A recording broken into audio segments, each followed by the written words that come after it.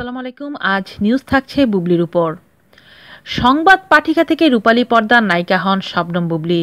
জনপ্রিয় চিত্রনায়ক শাকিব খানের হাত ধরে বসগিরি চলচ্চিত্রের মাধ্যমে অভিষেক হয় বুবলির। এরপরে তাকে নিয়ে যত মাতামাতি হয়েছে সবকিছু সবারই জানা। পরপর শাকিব খানের সঙ্গে জুটি বেঁধে রংবাজ, অহংকার, সুপারহিরো সহ ৮টি ছবিতে কাজ করেছেন তিনি। মুক্তির অপেক্ষায় শাকিব বুবলির আরও একাধিক ছবি। ক্যাপ্টেন খান মুক্তির পর কিছুটা আড়ালে গিয়েছিলেন বুবলি, তারপর একটু প্রেম দরকার ছবি শুটিং করছেন। সম্প্রতি জনপ্রিয় নায়িকা দেখা দিলেন নতুন রূপে। একটি বিউটি লঞ্চের ফটোশুটে বুবলিকে পাওয়া গেল লাস্যময়ী রূপে। আগামী সপ্তাহে বীর নামে আরেক ছবিতে কাজ করবেন বুবলি, সেখানেও তার নায়ক শাকিব খান। চলচ্চিত্র বোদ্ধাদের মতে এই সময় বড় পর্দার সবচেয়ে আলোচিত জুটি শাকিব খান ও শবনম বুবলি।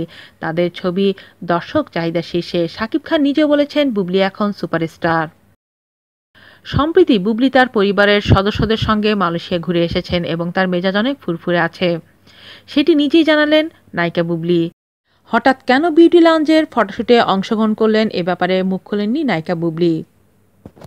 আজ এ পর্যন্তই। ভালো থাকবেন সবাই। আল্লাহ হাফেজ।